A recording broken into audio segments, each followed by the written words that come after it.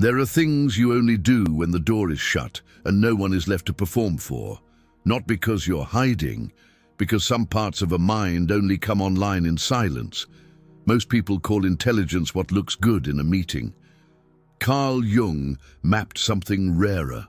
A private theatre under the polished self, where the shadow, the unfinished conversations and the unlived life wait for attention. Most spend their lives running from that room. A rarer mind enters it willingly. What if your intelligence isn't rare because you know more, but because you can tolerate more truth? There are 7 things only those minds do completely alone.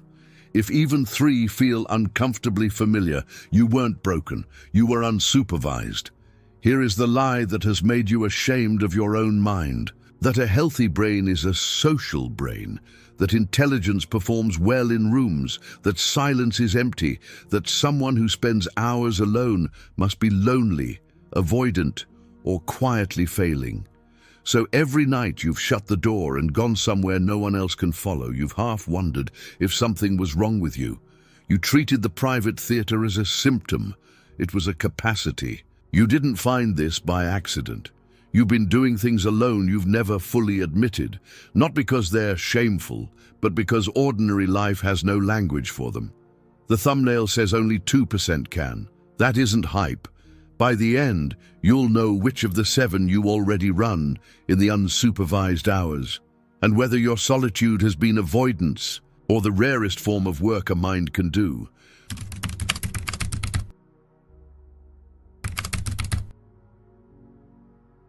Jung is prescribing the entire reason these 7 things only happen alone. Enlightenment, integration, any real intelligence, none of it is produced by performing light for an audience. It's produced by turning toward what the polished self has banned from the stage. The turning almost never happens in company. In company, the persona stays online. The face manages. The voice edits. Alone, the voltage returns. The private theatre opens. The shadow, the unresolved dialogues, the unlived life. Because there is finally no one left to perform for. That isn't loneliness. That's the operating condition of a mind that can tolerate truth without a witness to dilute it. So this is depth psychology, the study of what the rarest minds actually do when the room empties. I'll walk you through 7 unsupervised behaviors that almost always travel together in deep thinkers and shadow workers. I'll show you which one looks cold from the outside and is actually mercy, which one looks like overthinking and is actually integration, and which one is the source of the solitude rather than its result. Then the hard reversal, the exact point where I do rare things alone becomes a costume for a wound that will no longer let anyone near. Because there's a brutal difference between a mind that enters the private theatre to become whole and one that locks the door so it never has to be seen again. By the end, you'll know how many you carry and what that actually makes you. If these ideas resonate, hit subscribe for more top-tier content. Drop unsupervised in the comments so I know you're ready. Let's dive in. The first thing rare minds do completely alone is prosecute their own day without a lawyer. Not journaling for content, not a neat gratitude list, a private trial. The door shuts, the persona drops, and they walk back through the hours with a precision they never brought into the room while the hours were happening. What did I say that wasn't true? Where did I abandon myself to stay likable? Which laugh was currency? Which silence was fear? Which moment did I feel the old pattern start, and did I catch it or feed it? Most people end a day by distracting themselves out of it. The rare mind ends a day by cross-examining it. Here's why this only happens alone. The debrief requires a witness-free court. The second another person is present, the mind starts editing for reputation, explaining, softening, performing insight instead of having it. Alone, there is no reputation left to protect. There is only the footage, and the rare mind can sit in that footage without immediately rebuilding a flattering story on top of it. Jung would recognize this as the first movement of making darkness conscious. You stop experiencing your life only as a participant and start experiencing it as material. You become dangerous to your own self-deceptions, which is a form of intelligence no meeting will ever measure. Sit with the first private discomfort because it is specific. You know the version of this that happens in the shower or in the last 20 minutes before sleep when a single conversation restarts in your head and will not shut off. Not because you are obsessive, but because something unfinished in you still has a claim. Ordinary minds call that rumination and try to kill it with noise. You stay with it long enough to extract the sentence you actually needed to hear yourself say. That extraction is the debrief. That is one. And notice what this already implies about you. A mind that prosecutes its own day is not lonely for company. It is short on mirrors, honest enough to replace the one it has built inside. That is a completely different problem from social failure. And the second behavior makes the difference unmistakable. The second thing, rare minds continue conversations that never happened. Not rewriting history to win, not fantasy revenge. They enter the unfinished room, the apology that was never spoken, the confrontation they swallowed, the question they couldn't ask the living, the sentence they still owe the dead. Alone, they let the dialogue run to completion inside the psyche, not to gloat, but to metabolize what reality left hanging. The mind refuses to archive an open file, so in silence, it opens the file and works it. Here's the mechanism. Beneath ordinary social intelligence sits something Jung mapped relentlessly. The psyche does not obey the calendar. An incomplete bond stays active. A swallowed truth stays charged. A person can leave your life and remain loud in your interior for years, not because you are weak, but because the relationship still holds unprocessed voltage. The rare mind does not pretend that voltage is gone just because the other body is. Alone, it stages the missing scene until the charge drops, until grief becomes grief instead of a fog, until anger becomes information instead of a personality, until the unsaid finally has a place to land. You've done the exact version of this. You've driven somewhere with the radio off and heard yourself say out loud the paragraph you never got to deliver. Or you felt a sudden clean grief months after an exit you handled too competently in public. That is not instability, that is deferred completion. Most people outsource completion to distraction and call it moving on. You do the expensive thing. You finish it yourself without the other person's cooperation. That capacity is rare because it hurts, and because it requires a solitude deep enough that no audience can interrupt the court. But unfinished conversations are only half the private theater. The third behavior is darker and more decisive because it doesn't involve anyone else at all. The third thing only rare minds do alone. They let the disowned self speak. This is the private theater Jung was pointing at, not positive affirmations, not a highlight reel of who you want to be. You sit with the version of you that envy feeds, the version that wants the unfair thing, the version that could humiliate someone and enjoy it, the coward, the tyrant, the abandoned child who still sets policy from the basement. Alone, and only alone, the rare mind stops arguing those figures out of existence and lets them take the stand. It asks what they want, what they protect, what bargain they were struck under. It does not crown them. It listens until they stop having to scream. Here's why most people can't do this, and why the thumbnail's 2% claim is not empty. Facing the shadow without a witness means temporarily dropping the anthropological project of being a good person in your own eyes. The persona has to sit down. For ordinary minds, that feels like death. They will fill any silence rather than hear what they actually contain. The rare mind has discovered something colder and more useful. What you refuse to hear becomes the thing that runs your life from underground. Alone, they reverse that. They make the darkness conscious on purpose, in controlled conditions, so it stops leaking into choices they later pretend they just made. And here is the first reversal, the one you have to feel in your body.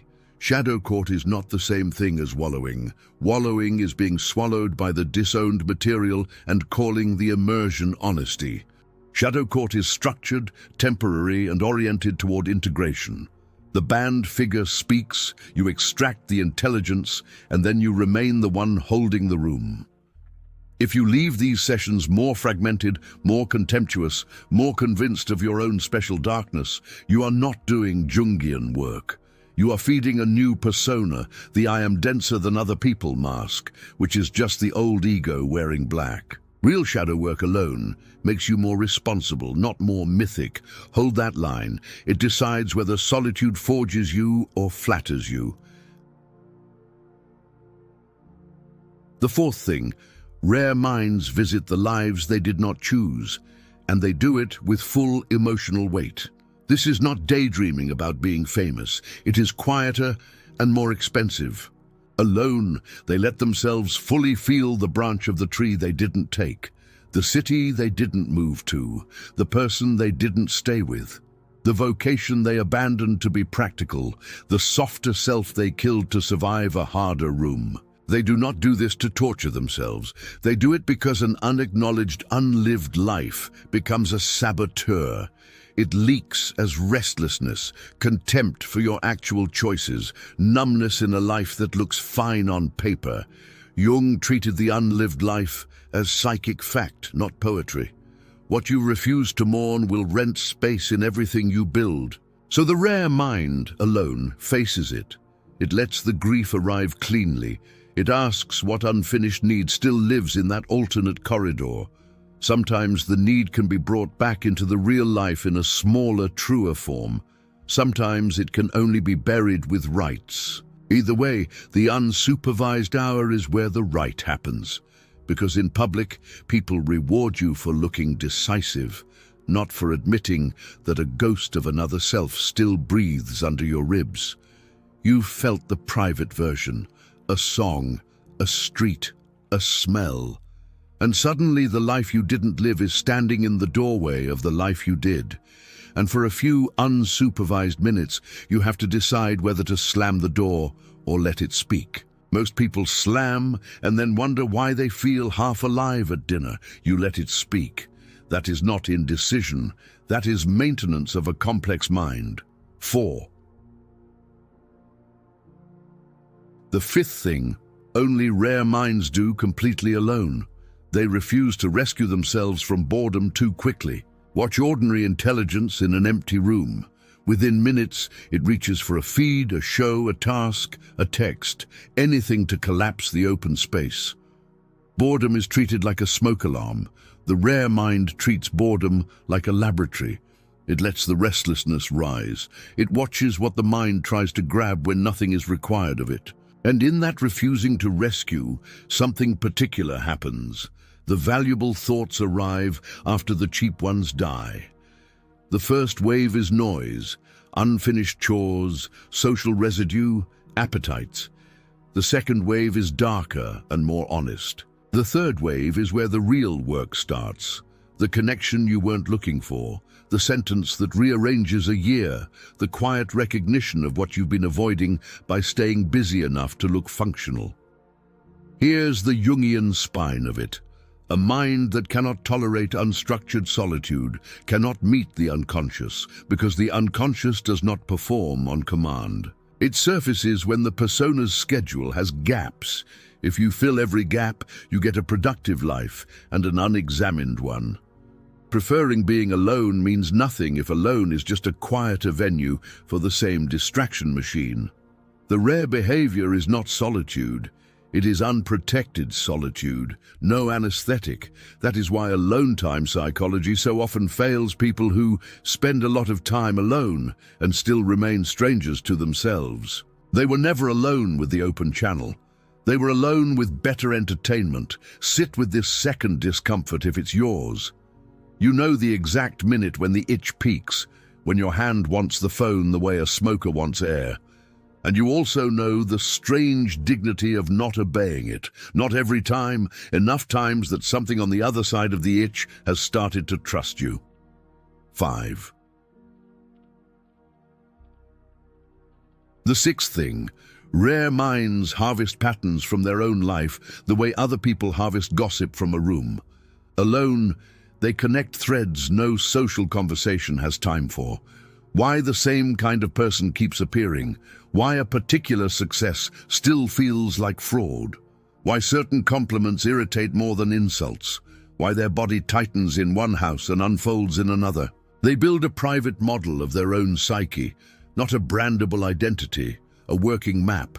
They notice recurrences across years. They catch the motif under the story. Deep thinkers don't just think more. They think in longer arcs, and long arcs require unsupervised stretch. This is intelligent psychology without the IQ cosplay. Pattern harvest is what turns experience into structure instead of a pile of days. Most people live 20 years of the same year because nothing in their life is tasked with noticing the loop. The rare mind assigns itself that job. Alone, after the debrief, after shadow court, after boredom has boiled off, it asks the only question that compounds: what is the shape underneath these events? Underneath. Once you see the shape, you stop calling it fate. You start calling it a pattern you can interrupt. That interruption is what Jung meant by choice, becoming possible only after consciousness widens. And this is also where rare minds become strange company for people still living inside scenes rather than patterns. You will seem distant mid-conversation because part of you is indexing. You will seem cold when you decline drama that you already recognize as an old script with new actors. Pattern harvest trains you out of the minor theater other people still need in order to feel alive. 6. One more, and the seventh is the one that makes the small circle and the long silence make sense as a single design. The seventh thing only the rarest minds do completely alone. They let the face fall off, not metaphorically, literally. The muscles drop. The social half-smile extinguishes. The eyes stop arranging themselves for anyone's comfort. The voice, if it speaks, stops performing warmth, competence, mystery, ease, whichever currency the day required. For a stretch of unsupervised time, there is no audience, and therefore no need for a self that can be read at a glance. The rare mind does not merely enjoy this, it requires it. Without a scheduled mask drop, the persona starts to believe it is the person. That is how intelligent people become sophisticated strangers to themselves. Here's what that drop actually does. It returns the energy that was spent all day on legibility. Every room you entered cost you something in facial and emotional management. Alone, the bill gets paid back. This is why introvert psychology keeps colliding with rare mind psychology, even when the person is not classically shy. The issue was never fear of people. It was the metabolic cost of continuous translation into social syntax. The mask drop is how a dense inner world survives contact with a world that runs on surface bandwidth. If you never drop it, you don't become social. You become hollow and very good at parties. You felt the physical version the second the door locks. Shoulders dropping a degree you didn't permit in public, expression collapsing into something no camera is supposed to see, and a feeling too honest to brand as either sadness or peace. That is your system saying, the translation layer is offline. Good. That is 7. Now stop. Before you collect all 7 like medals, I need the reversal that keeps this video from becoming a world-class alibi. Only the rarest minds do these things alone is true. It is also perfect camouflage for a life that is simply unprotected, unpracticed at connection, or quietly addicted to the superiority of being misunderstood. Because the moment solitude becomes proof of rank, every closed door gets moralized. I didn't answer. I was in shadow court. I disappeared for 6 months. I was harvesting patterns. I can't sustain closeness. My mind is too rare for ordinary bonds. And a story that upgrades every retreat into evidence of depth will let a person starve inside a locked private theater while feeling elite the entire time. That is not individuation. That is a wound that learned Jung's vocabulary and used it as wallpaper. So here is the line, drawn with no romance left. The rare mind enters aloneness to make darkness conscious, finish unfinished rooms, mourn unlived corridors, and return more responsible, more available to the few who are real, more precise in love and boundary alike. The counterfeit enters aloneness to avoid the terror of being ordinary with another person. Same behaviors on the surface. Debriefs, inner dialogues, long silence, opposite direction of travel. One metabolizes life and comes back cleaner.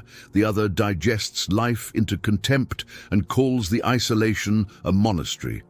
Test yourself with 3 questions and don't perform rarity while you answer. When after your unsupervised hours, are you more capable of presence with a real human being or more convinced that no human being could deserve entry? 2.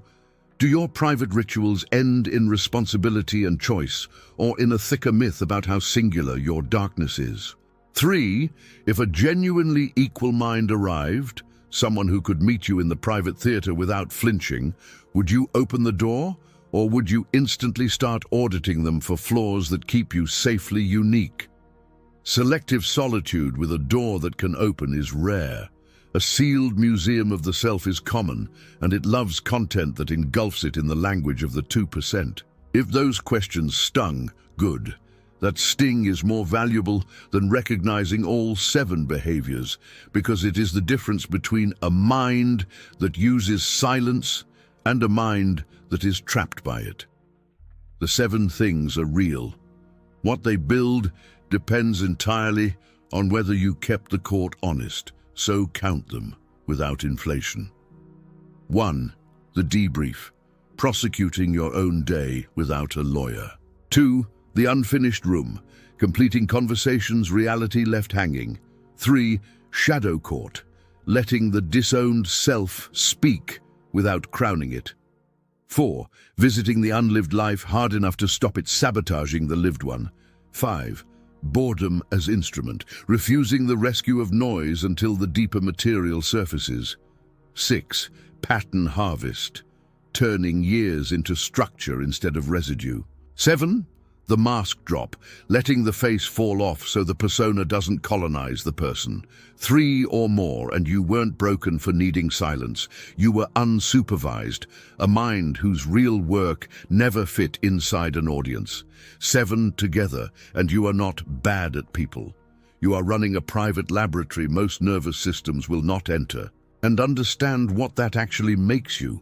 Not a loner made noble by branding, not a superior creature walking among NPCs, a mind that can tolerate more truth without a witness, which is rarer than knowledge, rarer than charm, and infinitely rarer than the performance of depth. The world will keep misreading the closed door as absence. Inside it, if you stayed honest, something was being made conscious that can never happen in a meeting. Jung's wager was never that solitude makes you special. It was that darkness does not become light by being ignored in public. It becomes livable by being faced when no one is clapping. So if this landed, if even 3 of these felt less like ideas and more like a transcript of your unsupervised hours, and you can carry them without turning them into a wall, comment the word unsupervised. Not as a flex. As a marker in time, the moment you stopped apologizing for the private theater and recognized it as the room where your real intelligence reports for work. And if you want to keep going from here, deeper into Jungian psychology, shadow work, solitude, and the real architecture of minds that don't need the room to think, then subscribe, because this is the only place that treats your alone time as supervised by consciousness, not as a social defect to correct. This is the room for the ones who enter the dark on purpose. Picture it a year from now, already true. The hours behind the door will still be yours. Debrief, unfinished rooms, shadow court, the long silence after boredom dies. But they will feed a life rather than replace one. The few who are real will feel the difference when you return to them. Cleaner attention, less leakage, a presence that doesn't need to perform its depth because it already spent that depth where it belonged. People who only knew your mask will not understand what changed. They'll call it confidence. They won't know you built it in a room with no audience, doing 7 things most minds will fill an entire lifetime avoiding. And whatever you do, don't stop now. The on-screen video matters more than you think. Trust me, you don't want to miss it. I'll see you there. See what others miss. Know what others fear. Become who others can't.